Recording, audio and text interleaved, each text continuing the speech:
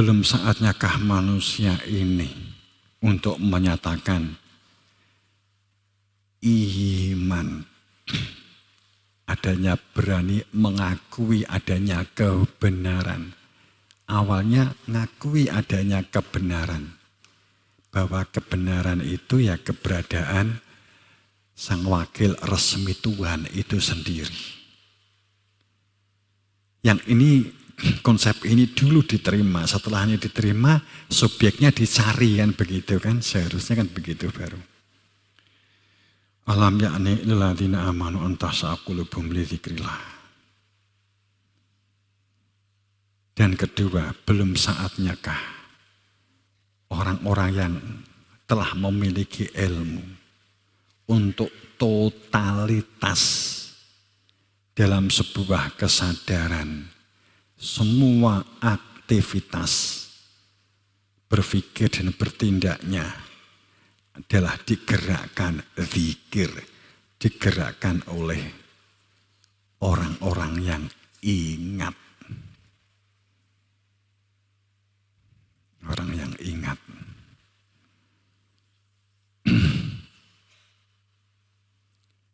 Apa yang diturunkan dari Allah itu adalah mengenai hakikat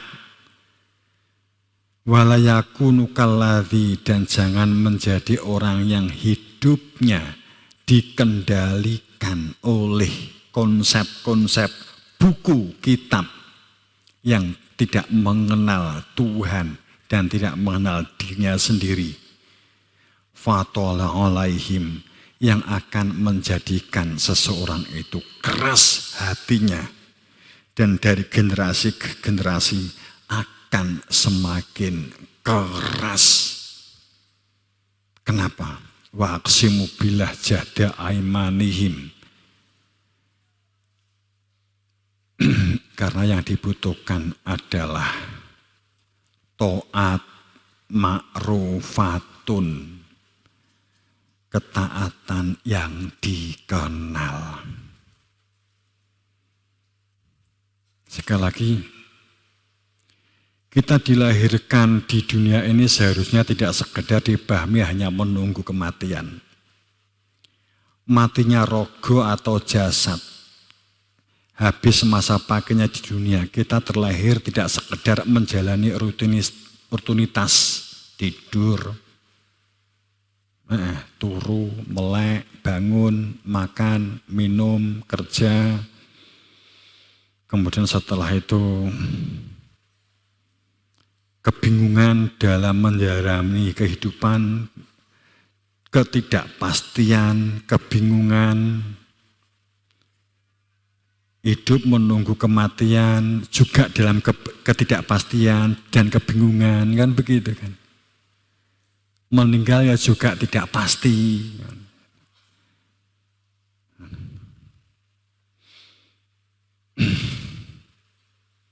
Bagaimana nasib kehidupan kita ke depan juga enggak pasti. Kehidupan setelah mati juga enggak pasti. Itu gak nyamane belas ta. Ilmu ki ndadekne nyaman kok teman-teman. Enek sing dieling-eling, aktivitasnya enek sing dituju.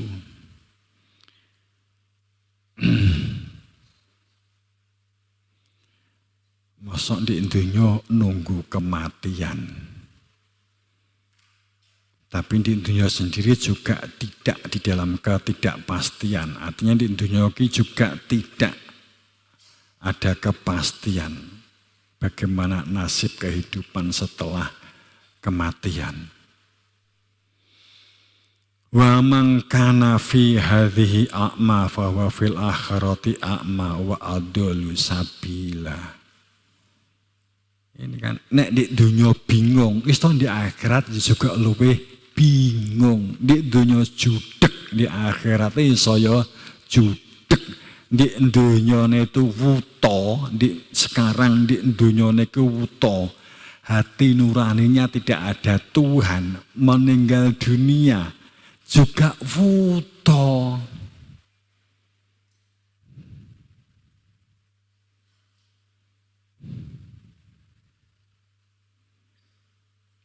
bahkan lebih buta. Adollu sabila, bahkan lebih buta, lebih tersesat. Jadi konsepnya kan begini, kesadaran kita supaya kita dapat melepas dan tidak terikat dengan material dunia. Konsepnya kan begitu. Konsep yang sekaligus inherent, artinya menyatu di sini, itu adalah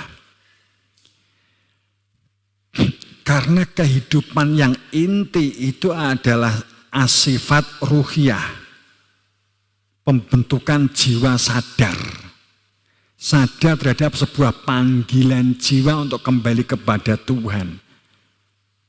Saat kita dilepas lahir di dunia ini, sesungguhnya kehendak Tuhan itu adalah supaya kita itu dimuliakan. Maunya Allah itu dimuliakan supaya kita itu dapat kembali kepada Allah. Tapi karena manusia minutfah amsajinab talihi faja'al sami'an wa basiron, diuji dengan kehidupan di dunia ini, disucikan, dibersihkan, bahwa supaya dapat menyatakan kembali kepada Tuhan, ditinggikan. Konsepnya kan begitu. Ya. Adanya sebuah kesadaran ruhiyah. Nafakhtu fihi min ruhi. Ada sebuah kesadaran bahwa kita bergerak, melihat, mendengar itu karena ada energi Tuhan. Bahkan ada diri Tuhan. Ada tiupan ruh di dalam diri kita. Konsepnya begitu. Sehingga pada saat kita ada kesadaran ruh itu dari Tuhan, satu sisi, jika di aku, itulah punjer kesalahan, punjer dosa kalau perlu dibilang begitu. Wujud juga dan bun kabirun akhor, punjer dosa itu adalah kita bisa melihat, bisa mendengar, bisa bergerak. Itu karena energi dari Tuhan. Ada ruh Tuhan yang harus dikembalikan kepada Tuhan. Maka jika ini di aku, isoku, pinterku, hebatku, inilah yang menjadikan adanya dosa. Sehingga dosa itu sebenarnya bukan masalah perbuatannya. Namun, saat telah diberi daya kuat oleh Allah, melihat, mendengar, menyimak, belajar, bekerja, saat sesuai dengan umurnya masing-masing, ada daya kuat dari Allah, tapi tidak digunakan untuk diberdayakan. Malah digunakan untuk membuli, untuk malas, untuk malak. Maka ini juga menjadi tidak benar atau telah mengabaikan. Paham maksud Romo ya? Jadi satu sisi wis padha karo disuguh teh wis dipasrahne ngombin ora mbok ombe, malah mbok buang-buang, sing ngekeki kan iso nesu to. Kan gitu. Upama begitu. Jadi satu sisi tidak melekat, tapi satu sisi biarlah orang lain melihat, oh ternyata dia di dunyane ya sregep, belajar ya sregep, kerjane ya sregep, ya profesional. Sehingga orang lain tuh melihati wong kae kok kedunyan men ya. Padahal yang bersangkutan belas enggak nemplek karo dunya. Menjalankan kesungguhan berdunia ini hanya karena sadar ada ruh Tuhan.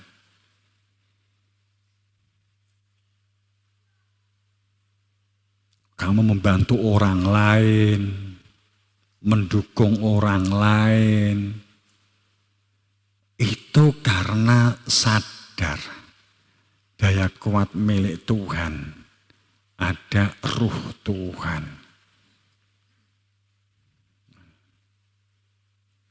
Itu akan luar biasa. Makanya nek gak duwe ilmu, gak duwe guru piye nek ngadepin donya. Di logika wae piye?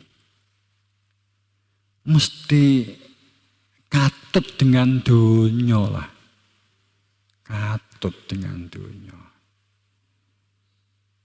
Pengakuan dan validasi. Oke.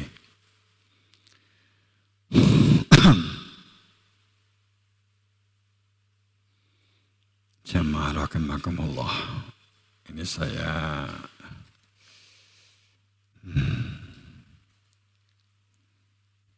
lewati.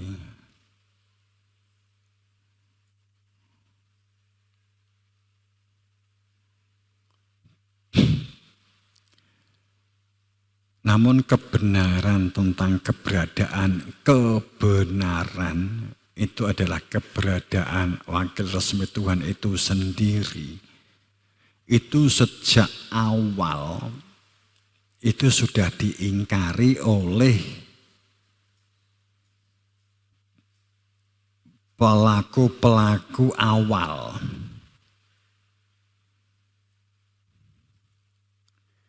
Hampir semua budaya dalam kehidupan ini saat agama itu diambil alih oleh politik, oleh kekuasaan, apalagi masuk menjadi sebuah agama resmi, biasanya itu sudah dalam wilayah kontrol, untuk mengontrol.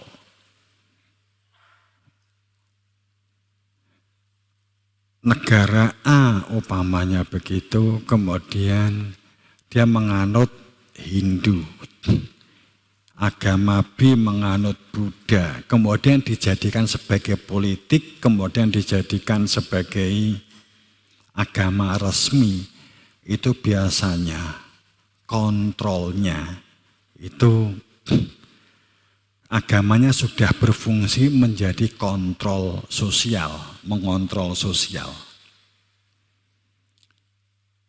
Bahkan jika ada konsep-konsep di dalam kitab, di dalam buku pedoman yang tidak sesuai dengan partai atau penguasa, itu dilakban atau ditutup atau disetipu, nek perlu kitabnya dimusyawarahkan, dirubah. Mungkinkah di agama kita ada seperti itu? Mungkinkah di agama lain juga terjadi seperti itu?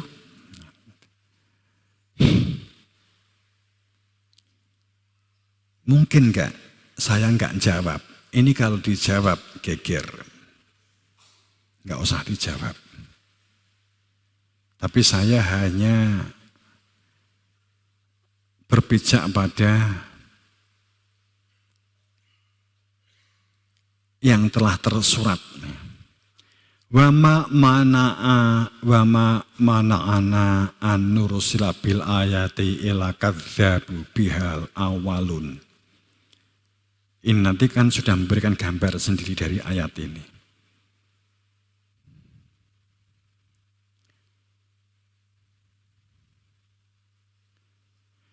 Sebuah kebenaran, keberlangsungan kebenaran, orang mengatakan suksesi kebenaran itu adalah Kalau dikatakan bukan pembenaran tapi kebenaran, itu adalah hak Tuhan, wilayah Tuhan. Haknya Tuhan, wilayah Tuhan. Bahwa arsalna rusulana tatara, bahwa risalah yang dibawa oleh Rasul kami, Allah paring firman demikian, risalah yang dibawa oleh Rasul kami itu tatara, itu urufa, itu sambung kait mengikat, mengkader gula wentah tidak pernah terputus. Ayatnya demikian. Jauh-jauh hari, jauh-jauh bulan, jauh-jauh tahun, itu sudah dipersiapkan sedemikian rupa atas kehendak Allah. Tidak bisa atas rekayasa manusia. Jauh sebelum Nabi Adam meninggal sudah mempersiapkan siapa yang melanjutkan. Jauh sebelum Nabi Ibrahim meninggal sudah dipersiapkan yang terekam dalam dibeleh Nabi Ismail sama Nabi Ishak. Jauh sebelum Nabi Musa meninggal sudah mempersiapkan sedemikian rupa. Jauh sebelum Nabi Isa wafat sudah mempersiapkan. Bahkan yang dipersiapkan Nabi Isa juga sudah dipersiapkan oleh gurunya bareng dengan Nabi Isa. Bahkan secara umur yang meneruskan Nabi Isa itu adalah umurnya lebih sepuh. Jauh sebelum Nabi Muhammad wafat sudah mempersiapkan siapa pelanjutnya. Ini tidak ada yang dapat menghalangi karena ini kodrat Tuhan, kehendak Tuhan. Itu adalah wilayah Tuhan. Tidak bisa dihalangi oleh siapapun. Diterima atau ditolak. Dan tapi ini adalah merupakan sinyal yang sangat kuat. Diberikannya tanda keberlangsungan, keberadaan, kebenaran dari kami. Akan tetapi manusia, tanda-tanda itu selalu didustakan oleh orang-orang pendahulu. Umpamanya di zaman Nabi Sulaiman atau zaman Nabi Nuh, Nabi Sulaiman lah, pelanjutnya yang dipersiapkan atas kehendak Allah. Siapa yang melanjutkan? Biasanya kalau sebelumnya itu karena material jabatan, itu bentroknya cukup besar, perebutannya cukup besar, karena dikira itu adalah masalah kekuasaan, masalah karir. Sehingga setelah bahkan Nabi Sulaiman meninggal, sampai tidak diketahui meninggalnya. Tahu-tahu tekene gapuk. Tahu-tahu tekene kropos. Pokoknya kan gitu.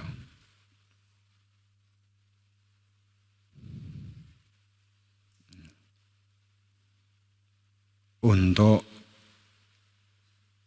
menghindari konflik, akan tetapi tetap akhirnya muncul sebuah konflik. Karena yang melanjutkan sudah pergi terlebih dulu.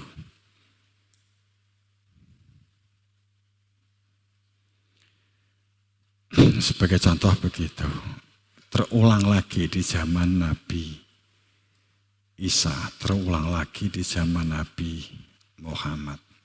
Jadi jauh sebelum Nabi Muhammad wafat sudah mempersiapkan Siapa yang inaladi yubayyunaka inama yubayyinallah.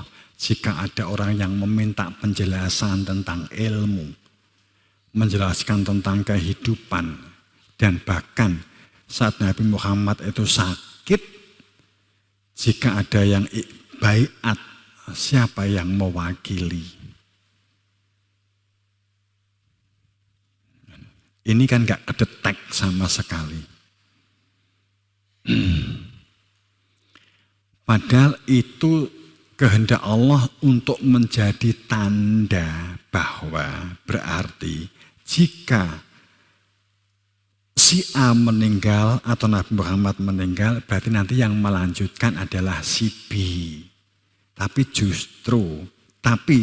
bagi mereka yang mengingkari, mereka yang fasik, mereka yang munafik, juga dijadikan sebagai pijakan kebenciannya.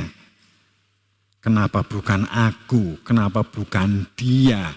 Kok dia? Akhirnya membuat konspirasi. Maka terjadilah konspirasi awal. Terkenal banget sejarah ini, tapi orang kan nggak tahu. Terkenal banget. Kenapa Nabi Muhammad sedo hari Senin, kemudian dikubur hari Kamis? Karena kan ini, geger ini.